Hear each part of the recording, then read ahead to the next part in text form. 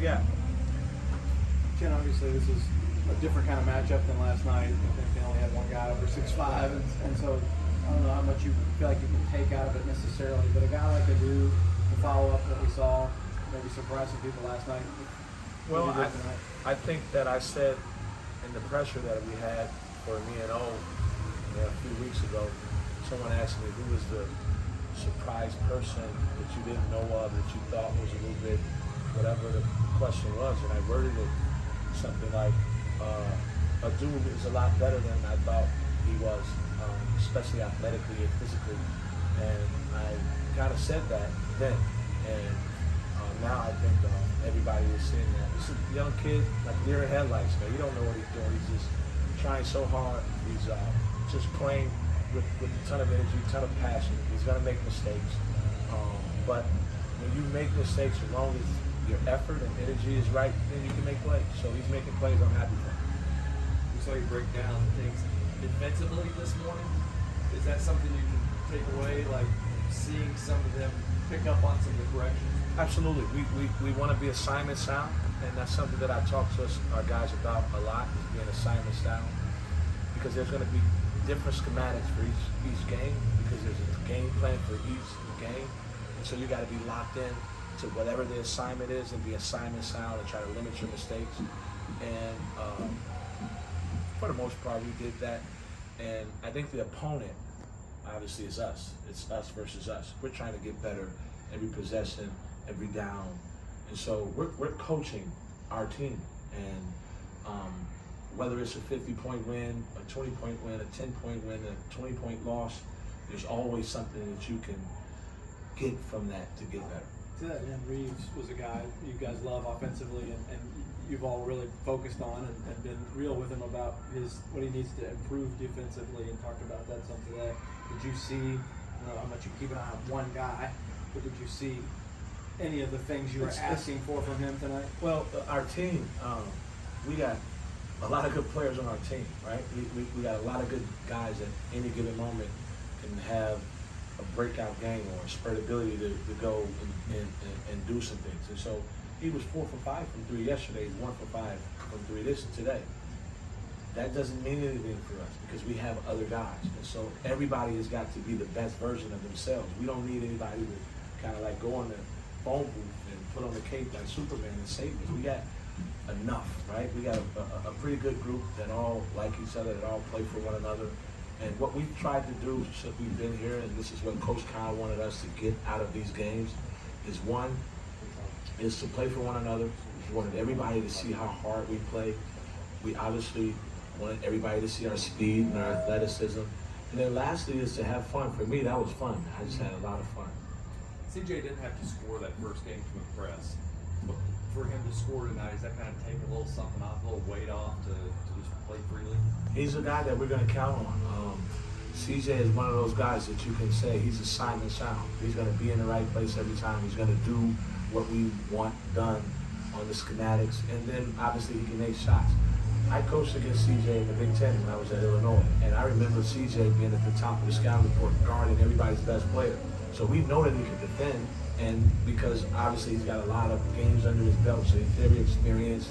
And then obviously we know that he makes shots. So we're going to be counting on CJ to be some kind of leader, and there's different kinds of leaders on the team, and we're going to be counting on CJ to provide some leadership for us, to be able to be the example of how we want our wings to defend and do some different things defensively. And obviously he's going to be one of those guys that space the floor and have the spurt ability to make 3, 4, 5 in a row in a game to give us some separation and break the game open. So CJ is he's one of our dudes, man. What is it about CJ that makes him so successful defensively?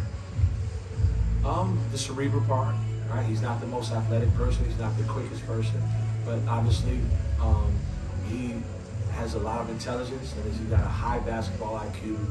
And then the game experience. I mean, the kid's got, he started at Iowa for 2 years, you know what I mean? So he's got 60-plus games under his belt of experience. And so there's nothing he hadn't seen. There's nothing he hadn't been through. He's battle-tested.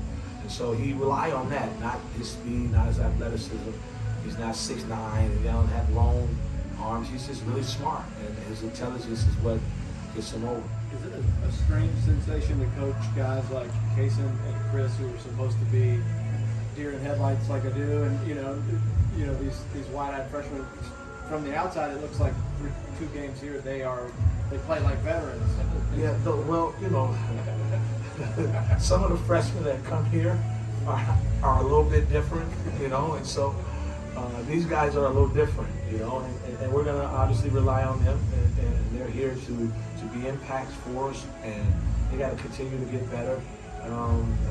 They're taking a possession at a time, every down, one down at a time, one possession at a time, and you'll see they'll go through some ups and some downs, but the good part about it is, again, no one. If everybody is good, no one has to be great. That's the kind of team we have. What do you like about each of those guys? I mean, not what you know about them, what you've actually seen with your eyes here so far through the game. That's a good question, and I kind of answered that one before too. They're both fearless, right? And I tried to explain, I think it kind of went over some people's head. They're both fearless, but they have fear. They're fearful. And what that means is they're fearful of not being good enough, or somebody coming up and knocking them off the pedestal. But they're fearless in the way that they play, right? They go out and they play with reckless abandonment, and they play really, really hard, and they're talented. And so they're gonna make some mistakes, they're gonna have some hardships, but we'll be there to pick them up, and we got a veteran group that can show them the way. But both of those guys are different. I don't know if that answers your question. We have a lot of different parts on our team. Like, no one is the same. We have, this guy can't do what that guy do, and that guy can't do what Oscar do, but Oscar can't do what Damian does. Damian can't do what Cason does, like vice versa. So we have a lot of good parts to our team, and we're only as strong as those parts.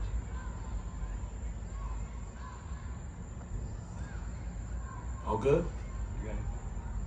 Coach, got a couple of questions. Uh-huh. How versatile, well-rounded among the freshmen has Livingston been? He's very versatile. You see tonight he had a triple-double, a double-double. Last night, what we would call a triple-double, he teased us with it when he had like 6 assists, almost double-digit rebounds, double-digit points.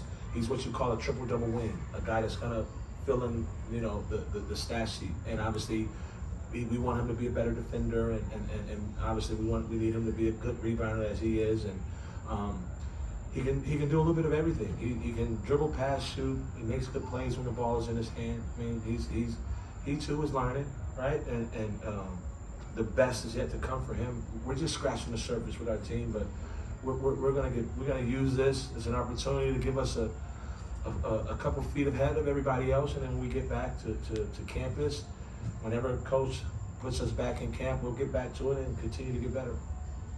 One other one, how important is the fun part of this trip for your team? Very important. This is what it's all about, the camaraderie. We got guys going fishing tomorrow. We got guys going to water parks tomorrow. We got guys making sand castles. I mean, that's how you win basketball games, right? You win, the game is won before it's even played, right? If you win your locker room and your guys are connected, right? We talk about connectivity. It's won off the court, and so the stuff that these guys are doing is so valuable to our season that we're happy that we get a chance to come down here and to bond and to go fishing, to make sand castles, to get me on a picture of a shirt. Like this is the stuff that wins basketball games. So we're taking advantage of this opportunity. If the locker room wins games, how would you describe this locker room? It's still in early stages of connecting, right? I would say that we're challenging these guys to know everything about their teammates, to know their brothers, to know their sisters, to know, their grandparents. We're challenging these guys to continue to get to know each other, and so we're still in the early stages of that. We're not there yet, and we may not be there until, beginning of the season, because we had this time, right? So this gives us an opportunity to be a little bit further along in that department, but we're not there yet. I mean, I think we're still connected, but we're close. We're close. No other questions.